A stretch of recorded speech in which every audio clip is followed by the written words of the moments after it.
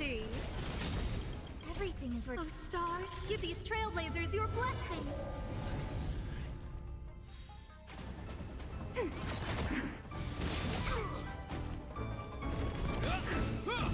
Scared yet? Wanna see what I can do? Oh, stars, give these trailblazers your blessing.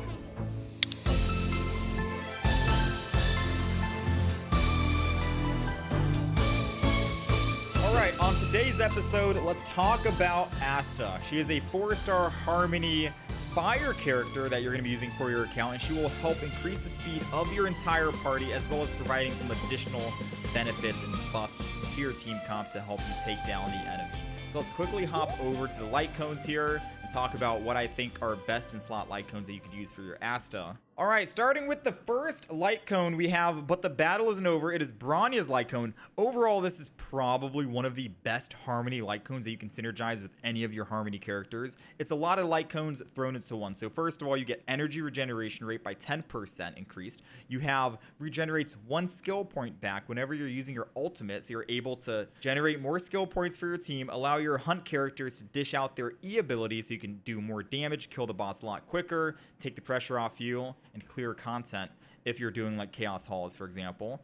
The effect can be triggered once every 2 uses of the wearer's ultimate, and whenever the wearer uses their skill, the next ally taking action deals an additional 30% more damage for 1 turn. So as long as you're comboing Asta with her E and the next character in line in terms of like speed, you're able to allow them to get 30% more damage. That's really good. Let's go on to the 4 stars here. I want to first of all just point out past and future. It's a free 4-star light cone you get from the Luafu, completing the story quest, and you're also able to buy this from the Forgotten Halls. It reads, whenever the wearer uses their skill, the next ally taking action deals 16% more damage. Also really good. That's what I'm currently running on my Asta at the moment. However, I want to pause this really quickly. As good of a light cone as that is, as you can see, I don't have any other 4-star light cone, so I did end up using that on her. She's at 124 speed. I'm going to be using her E ability, which is really good for breaking shields. However, the next character taking action is getting that damage increase. You need to make sure you're prioritizing your speed stat on the right side with your damage dealer accordingly. So right now, my team comp that I'm running is Su Shang, Asta, Natasha, and Japard, right? So if we take a look, Su Shang has 126 speed. She's going first before Asta. Asta's going second. If I pop my E ability, guess who goes third and gets that damage increase? It's Japard. Japard is getting the 16% damage increase. You don't really want damage increase on Japard. So in order to try and help that, you want to make sure you lower the speed on your damage dealer. I'm going to go attack Boots here, and voila. I'm at 113 speed. Asta's at 124 speed. I get the damage increase on my Su Shang.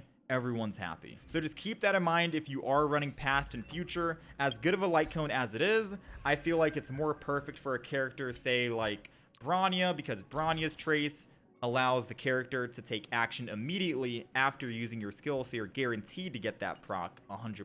I just wanted to throw that in there, but I do think that past and future is still a good light cone when you don't have any other options. Now let's move on to the best light cone that I think is perfect for Asta, and that's going to be Dance, Dance, Dance. Dance, Dance, Dance, whenever you're using your ultimate, all allies' actions are advanced forward by 16%.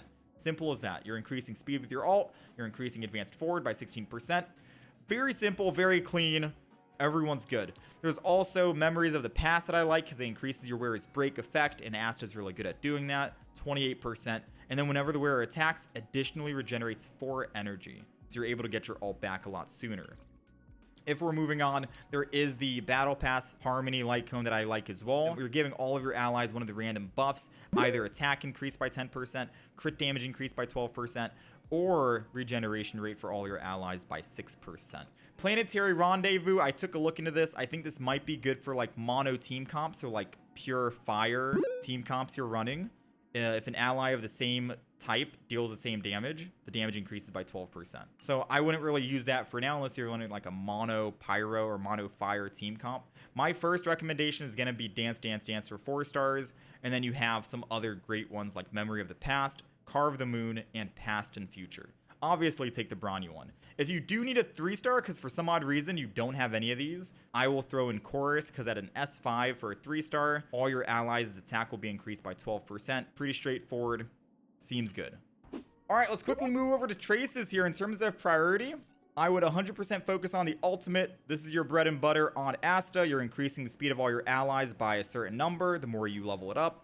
Pretty self-explanatory. Allow them to take more turns, outspeed the enemy, deal more damage, break their shields, kill them before they hit you. A lot of options. Speed is king in this game, and a lot of people will soon understand that once we get to late game, when all the end game enemies are outspeeding you and basically one-tapping you before you can do anything back instead. Next up, we're going to be going with the talent.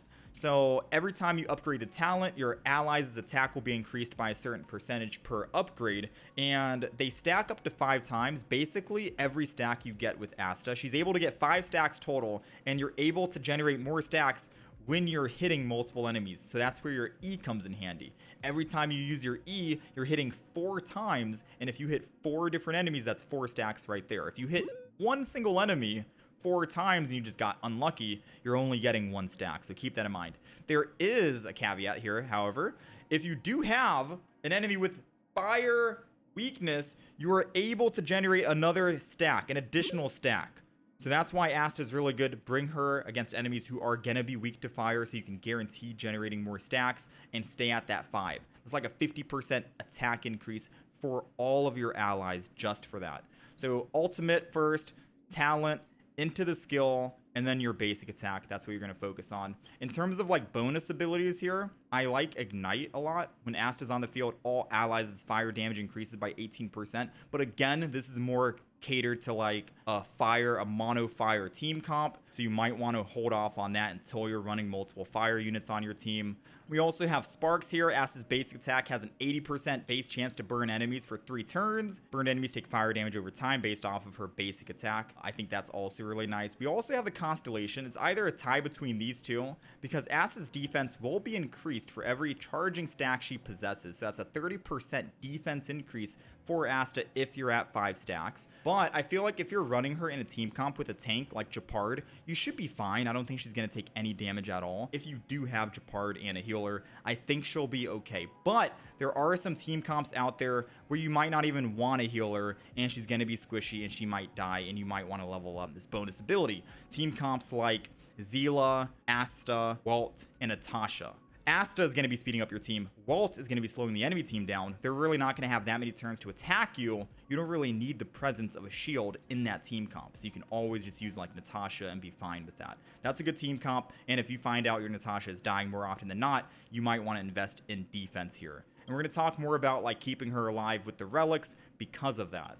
All right, let's move on to the relics here. So the best in slot relic set, in my opinion, I want to say Thief of Shooting Meteor. It increases your break effect by 16% for the 2-piece and an additional 16% for the 4-piece. And whenever you are inflicting weakness break on an enemy, you're regenerating 3 energy back. So more energy gained for you, more ultimates you can pop for your team, more speed, etc., etc. In terms of like main stats go, let's quickly talk about HP for the head, attack for the gloves, those are guaranteed. I would also go like attack percent for the gloves as well for a tiny bit of additional damage. You have speed for the boots, obviously, so you can outspeed the enemy, take more turns, generate more energy, and pop your ultimate, increasing your team speed.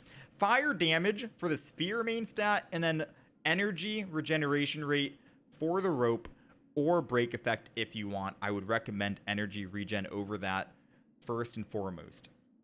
In terms of substats, really quickly, I would prioritize break effect for the substat, effect resist, so you're able to stay alive and make sure you can keep speeding up your team. Speed, most importantly, so break effect and speed are at the top over effect resist, and then like attack percent as your last substat. In terms of like the 2-piece set that you can run here, you have multiple options. The first option here is obviously going to be the Talia Kingdom of Banditry. 2-piece increases the wearer's break effect, and whenever your speed is 145 or higher, it increases by another 20%, so 36% more break effect on Asta. You also have Fleet of the Ageless, increases your HP, so more survivability for Asta, and whenever your speed is 120 or higher, all of your allies' attack will be increased by 8%, able to buff your team right there. And then lastly, we have energy regeneration rate, which is probably at the top of my list here because you're able to get your ult back a lot sooner. You're able to get your advanced action forwarded immediately after entering battle by 40% if your speed is 120 or higher. I think that's pretty good. Able to outspeed the enemy, take your turn first, and make sure your team stays alive. All right, now after talking about all of the best in slot relics that you can run for Asta, I want to explain something really quick. The 4-piece Thief of Shooting Meteor, you're getting no benefit from this if you are running Asta in a team comp against an enemy who is not weak to fire. Now, this is going to happen. You are going to run some team comps with Asta against an enemy who's not weak to fire, and the set is completely worthless. That is when you want to change out to a different artifact set. Most people run team comps like Zila, Walt, Asta, and like Natasha against absolutely shred her, right? So keep that in mind. You are going to find yourself in some situations where you might not want to use Asta against enemies who are weak against fire. I don't recommend it, but it happens. People do it. And if you are, just make sure you are changing out your set effect to something different, like Musketeer. It increases your speed by 16% and your basic attack damage increased another 10%, as well as increasing your attack by 10% as well for the 2-piece set. You can go with that one. There's also the fire set you can run with if you really want. Your fire damage increased by 10%, increases your skill damage by 12%. After using an ultimate, increases your fire damage again by 12% for the next attack. And if you really want to meme and get funky, you could pop on the 4-piece win set. After using your ultimate, your action is advanced by 25%. I'm just throwing these options out there. Just keep in mind, if you are running Thief of Shooting Meteor against enemies who are weak against fire, this is very strong. But if you're finding yourself in that team comp that's not weak against fire, definitely trade this out for something else. I'll probably be running like Musketeer, and then my substats would obviously change. I'm not going to be running break effect for the substat because you're not breaking anything. I'd run something more like speed, effect resist, crit damage, etc., something like that. Okay, let's finish it up with her Eidolons here. Her E1, her skill will bounce an extra time, so 5 targets it'll be hitting, so you're able to get more stacks. If there are 5 enemies on the field, a better chance to get more stacks as well. You also have your E2. After using your ultimate, Asta's charging stacks will not be reduced in the next turn, because if you guys remember, if we take a look at her traces, starting from her second turn, Asta's charging stack count is reduced by 3 at the start of every turn, so do keep that in mind. E2 is really strong to keep that buff up. And then number 4, which is really good, Asta's energy regeneration rate will be increased by 15% when she has 2 or more charging stacks, and it should be relatively easy to keep 2 or more charging stacks on her. And then last but not least, we have E6. Charging stacks lost in each turn will be reduced by 1. So instead of losing 3 stacks, you lose 2 stacks. Hell of a lot easier to stay above that too. Overall, her Eidolons are all right. I think they're good. And that is the Asta build. That's everything. I apologize if this was a long video. TLDR, work with the traces that you got. Thief of Shooting Meteor against weak enemies. Probably Fleet of the Ageless for the 2-piece set so you can benefit from that attack percent. Then swap the Thief out if you don't have an enemy who's weak against fire. And that's it. All right, she's a very flexible character. She's a really good character as well. Speed is going to be king late game, I promise you. Trust me on that. Hopefully this video was helpful or informative in some way. Any more questions, leave it down in the comments down below. Join us over on Twitch. We're live every day. Ask me anything. We're an open book. I thank you guys for watching, and I will catch you guys in the next one.